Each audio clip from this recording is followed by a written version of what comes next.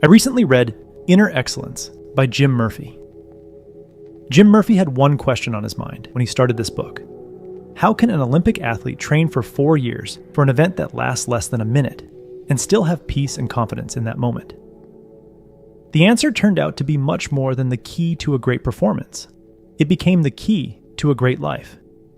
The Olympians who are serene in the seconds that change the course of their lives are chasing something bigger than a podium finish. They're chasing self-mastery and peak performance. Murphy merges these two pursuits into one mission he calls inner excellence. Top Olympians and high performers use training and competition to inch closer to inner excellence, so that by the time their big event comes, they know that regardless of the outcome, they'll walk away with the skills to live life to the fullest. That's because the pursuit of inner excellence leads to more self-belief, focus, and freedom. With more self-belief, you see a world of possibilities. With more focus, you're routinely absorbed in the present moment. With a greater sense of freedom, you feel no need to impress others or achieve a specific result. Freedom is key because when you're obsessed with a specific result, like hitting a salary number, closing a deal, or winning gold in your sport, you set yourself up for disappointment. Inner excellence quest number 1. Develop incredible self-belief. In 1992, Pepperdine baseball coach Andy Lopez had a problem. None of his players could imagine themselves competing at the College World Series, let alone winning it. So he started playing footage of last year's College World Series on a continuous loop in the locker room. His players watched the highlights before and after every practice and every game, and started to see themselves doing something similar. 5 months later, Pepperdine were College World Series champions. You will never outperform your beliefs. You can have talent and perfect preparation, but self-destruct the moment a situation exceeds your self-belief. Beliefs are the ceiling on your performance. Raise your ceiling by continually seeing yourself do far more than what you're capable of right now. Every morning, close your eyes and spend 30 seconds picturing yourself performing a skill you want to master, like public speaking, creating content, or performing in your sport.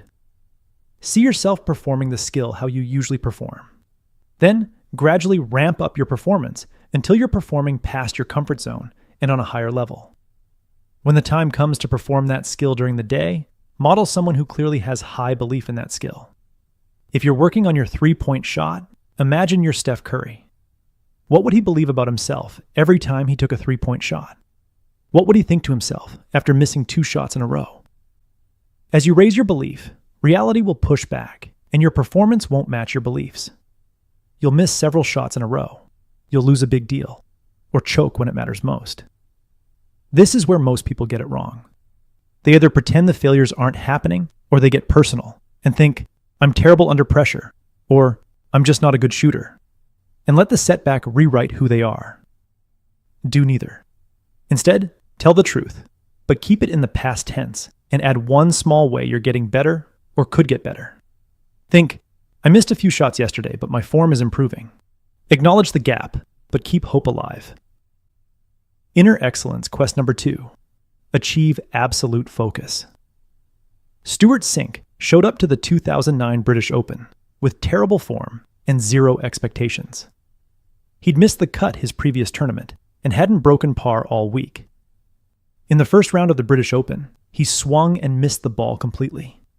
But the error had little effect on him. He was just grateful to be playing a sport he loved, at a venue he loved.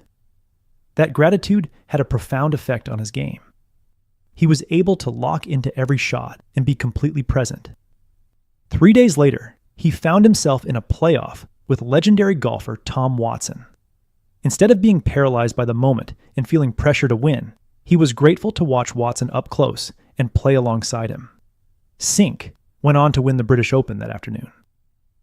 Gratitude may sound soft, but it's powerful. Before your next big moment, feel intense gratitude for being where you are and being able to do what you do.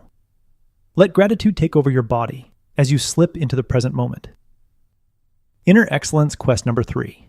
Feel absolute freedom. The biggest obstacle to inner peace and peak performance is a preoccupation with what people think of you or whether you'll get what you want. In other words, it's self-centeredness.